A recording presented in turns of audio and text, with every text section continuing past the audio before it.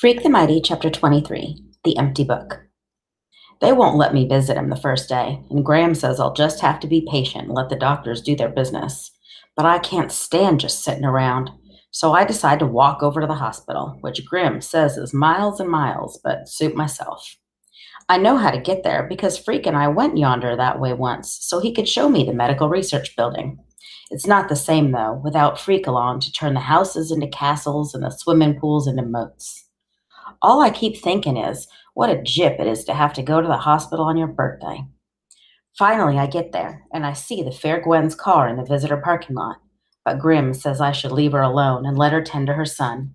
So what I do is go around back to the medical research building and find this stupid little tree I can sit under.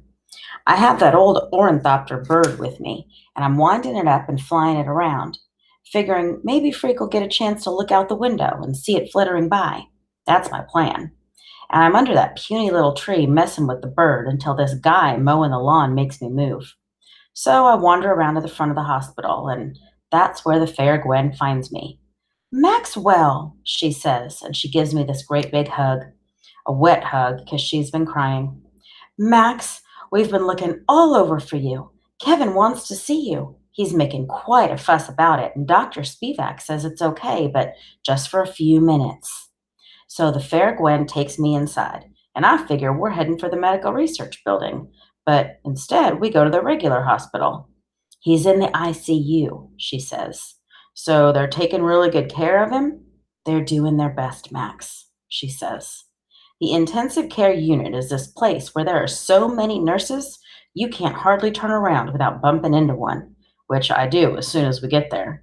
Every patient gets a room alone, and there's all this electronic gear. The fair Gwen says is called telemetry, which means when Freak sneezes, the nurses know about it before he can wipe his nose. I'm not scared at all until I actually go into his room and see how small he looks on the bed. They've got him sitting up with all these tubes going into his arms and up his nose, and Dr. Spivak is guarding him. She won't let me come too close. I thought no visitors was the best policy for now, Dr. Spivak says. But what Kevin wants, Kevin gets. Dr. Spivak is this small woman with short red hair and a real stern face.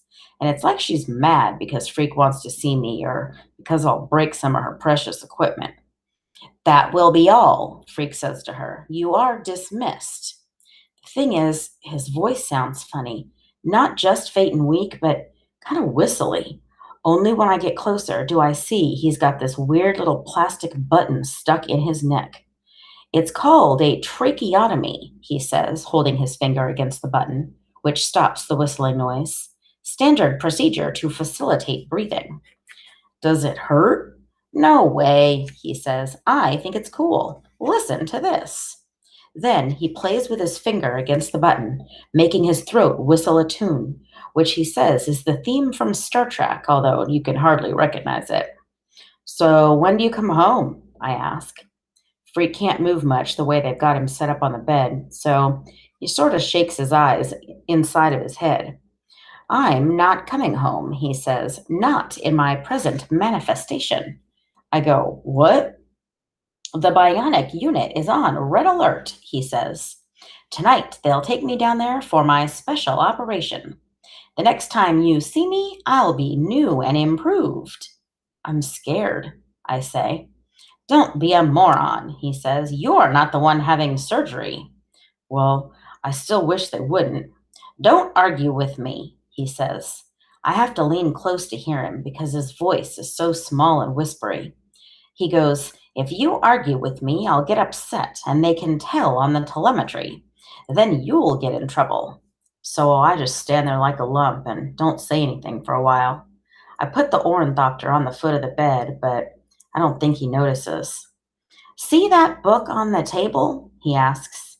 He can't point, but I see the book on the table. Open it, he says. The book reminds me of the dictionary he gave me for Christmas, except when I open it, all the pages are blank. That's for you, he says. I want you to fill it up with our adventures. Huh? Write it down, dummy. I was going to do it, but now it looks like I'll be busy getting used to my new bionic body. It'll probably take me weeks just learning how to walk with long legs. I put the book down. You're the one with the brain, I say. I'm the long legs. Don't get me upset, he warns. I won't have the time, so you will have to do it. Just write it all down like you're talking. Put it all in the fun we had, the cool things we did, our adventures. But you know I can't write, Kevin. It's all in your head, Max. Everything you can remember. Just tell the story of Freak the Mighty. No big deal. I pick the book back up, but I don't say anything more about how hopeless it is, me trying to write stuff down, because I don't want to set off the telemetry. He does that himself about a minute later when he starts to cough, and before I can say anything, the room is swarming with nurses, and Dr. Spivak is telling me I have to leave. Out this second, young man, and let us do our jobs. They let me wait outside the ICU with the fair Gwen, who's just standing there at the window, wringing her hands and not saying anything. And then finally, they come out and say he's okay, it was just a bad spell, and they have him stabilized. A while later, Graham comes into the hospital, and she drives me home. Nobody talks much at supper that night, except when Grim opens up his big mouth and says, "Poor Gwen looks like she's in terrible pain." I go, "Poor Gwen? She's not the one having the special operation." Grim and Graham just look at each other like they can't believe I'm so dumb. And finally, Graham says, "Maxwell, dear, make an effort to eat your vegetables." That night, I put the empty book in the pyramid box for safekeeping and for good luck.